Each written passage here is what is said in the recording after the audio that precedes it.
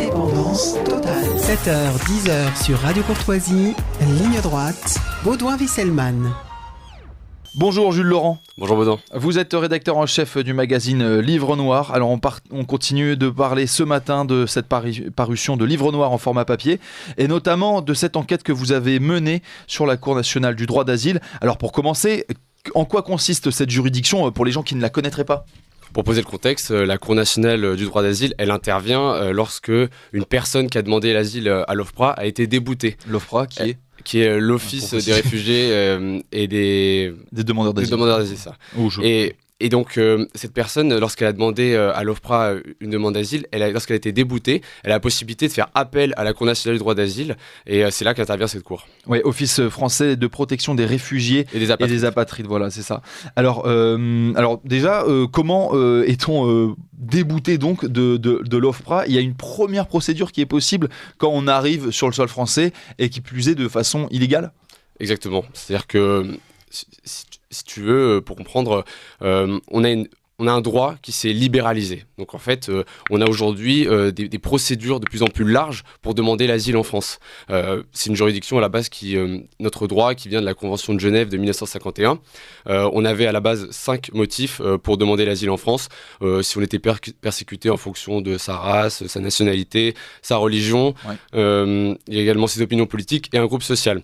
Dans les années 90, 2000, on a élargi ces possibilités de recours justement au droit d'asile en France en donnant justement la possibilité pour les personnes qui subiraient des traitements inhumains ou dégradants, les personnes qui seraient possiblement persécutées pour leur orientation sexuelle, voilà, ou qui pourraient potentiellement subir une peine de mort. On a élargi cette possibilité, ce qui fait que l'OFPRA reçoit de plus en plus de demandes et par ailleurs aussi la Cour nationale du droit d'asile. Alors des gens potentiellement condamnés à mort pour du droit commun ou sur ces critères-là de potentiel asile politique, religieux, etc. C'est très large parce que, en vérité, il suffit de venir d'un pays où la peine de mort est applicable pour pouvoir prétendre au droit d'asile en France. D'accord, et donc ça, c'est la France qui a élargi donc cet éventail de possibilités, ou c'est la Convention de Genève également qui l'a élargi et du coup qui l'a imposé à la France C'est nos cours suprêmes, le Conseil d'État notamment, qui en fait nos cours suprêmes se sont livrés à une concurrence de qui serait la cour la plus libérale. C'est-à-dire que le Conseil d'État est bon en la matière. On a justement ces cours suprêmes qui ont élargi, qui ont pris des mots de la Constitution et qui les ont adaptés, notamment les principes de fraternité, devenu solidarité, et on a justement dévoyé notre principe du droit d'asile en prenant des mots, en les interprétant différemment, en augmentant à chaque fois la portée de chaque mot, et on arrive justement à une situation où on peut obtenir aujourd'hui le droit d'asile en France pour un nombre de motifs très importants. Et pour le motif de fraternité, c'était dans le cas de Cédric Héroux, donc un agriculteur de la Roya et aussi militant politique, qui avait fait traverser la frontière à des migrants, c'était ça. Et encore une fois, le Conseil d'État en la matière. C'est le Conseil d'État qui avait reconnu la légitimité, parce qu'il y a eu une procédure qui allait jusqu'en devant le Conseil d'État. Donc c'est l'appel suprême, quoi, c'est la juridiction suprême. Exactement. D'accord. Alors donc donc vous avez découvert, vous avez enquêté sur cette Cour nationale du droit d'asile qui vient après les déboutés, qui concerne les migrants une fois qui ont été déboutés de l'OFPRA.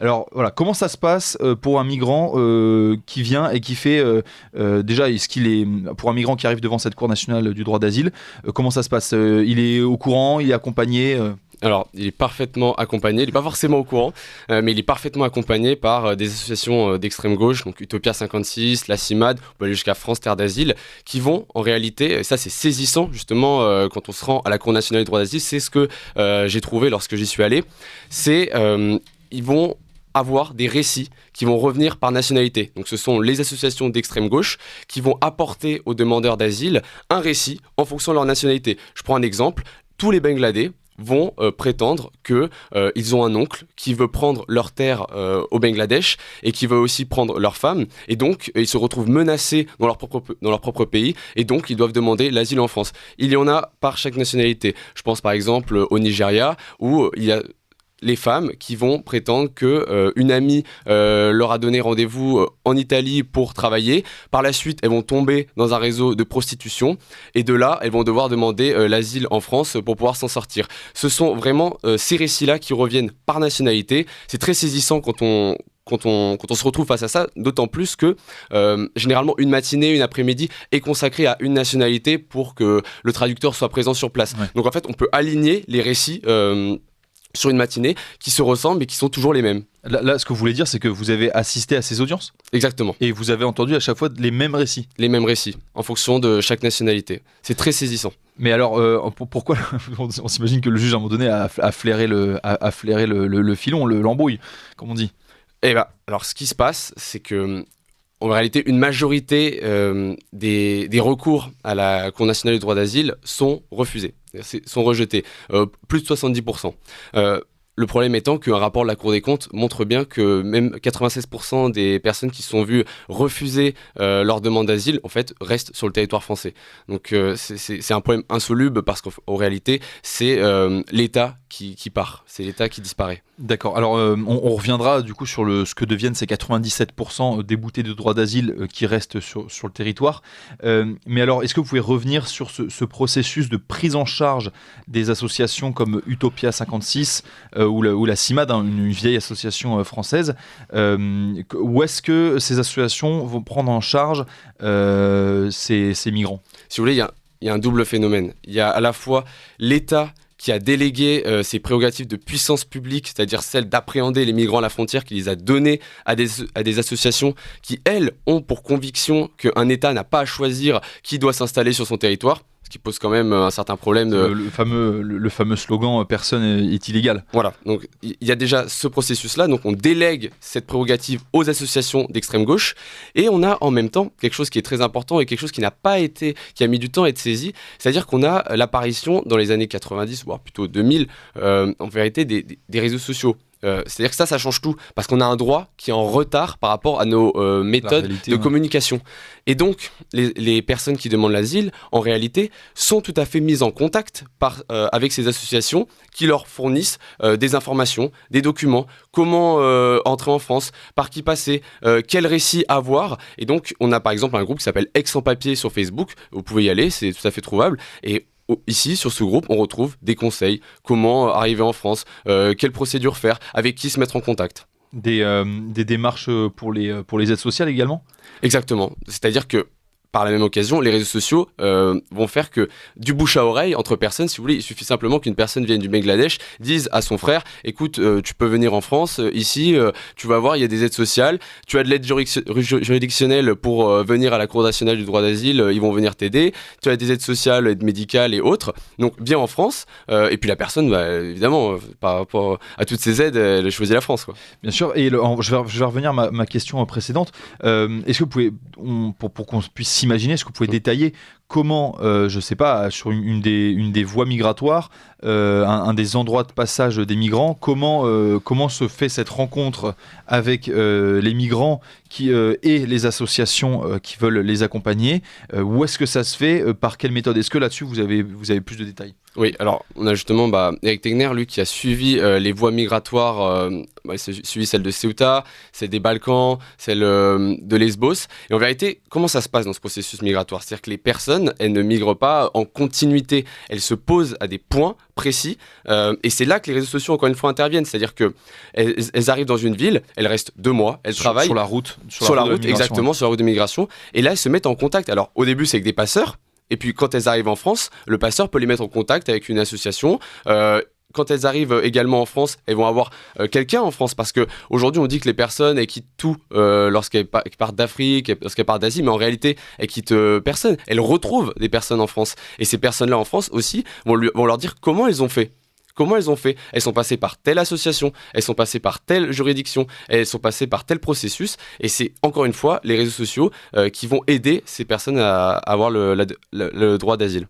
Alors, on a entendu Jean-Luc Mélenchon, il y a 10 jours, expliquer que les migrants ne se précipitent pas au guichet des aides sociales quand ils arrivent, comme le prétendent les fascistes, de ces mots, mais qu'ils vont chercher du travail, ils se cachent, dit-il, et ils vont chercher du travail, ce qui est également sans doute vrai, mais ce qu'on découvre avec votre enquête, avec votre travail notamment, c'est que en fait certains ne se présentent pas au guichet de la CAF ou des aides sociales, mais ont déjà entamé des démarches pendant ou avant leur migration. Tout à fait. Ouais, est-ce que vous pouvez détailler là-dessus ? Si vous voulez, encore une fois, ils sont tout à fait au courant de la situation en France. C'est-à-dire que les messages qui sont donnés par la France, on peut revenir même sur le message du pape François, mais en fait, les messages qui sont donnés par la France sont des messages d'accueil. Donc, ils sont tout à fait au courant des démarches à suivre en France. Et encore une fois, à distance, ils ont par Internet de toute façon. Par Internet, ils ont les cousins, les frères qui leur expliquent comment faire à l'avance. Viens en France, il faut passer par telle personne, tu auras cette association qui va te faire tes démarches. C'est justement la CIMAD, c'est des spécialistes pour ça. Ils font les démarches à la place des demandeurs d'asile. Ils font même les procédures judiciaires. Ils leur disent portez plainte pour ça. Ils engagent des actions contre l'État. On voit même Utopia 56 qui régulièrement fait pression sur le Conseil d'État. Ils organisent même des actions illégales aux yeux de tous, il n'y a pas de souci. C'est les fameuses actions avec les tentes exactement. Sur par exemple la place c'est la place Beauvau, bon bref la place des Vosges, pardon. Exactement, ouais. Place des Vosges ou place de la République. Et il faut savoir que donc il y a beaucoup de procédures engagées par donc ces demandeurs d'asile qui sont accompagnés donc par des avocats d'Utopia 56 ou de la CIMAD, et eux ont des financements publics. Exactement. C'est-à-dire que c'est ça, vraiment, je trouve, le paradoxe absolu, c'est-à-dire qu'on a délégué justement ce traitement des migrants à des associations qui ont vraiment comme cheval de bataille le fait qu'un État ne doit pas décider sur son territoire qui doit s'installer. Et il y a, alors c'est en 2021, il y avait un rapport qui expliquait qu'il y avait eu 750 millions donnés à 1350 associations au titre d'une mission intégration, assimilation donnée par le ministère de l'Intérieur. Donc c'est des crédits qui sont donnés à ces associations. Je pense même à la mairie de Tours qui donne ouvertement à Utopia 56 des financements. Donc en fait, ces associations qui sont contre l'État sont également financées par l'État. C'est paradoxal. Parfait. Merci beaucoup Jules Laurent d'avoir été avec nous. Vous êtes rédacteur en chef de Livre Noir. Donc quand sort votre magazine où on peut lire cette enquête ? Alors il sort le 28 septembre. C'est une en kiosque. En commande. Et ça, et 80% en dehors de l'Île-de-France. Parfait. Merci beaucoup d'avoir été avec nous. Merci Baudouin.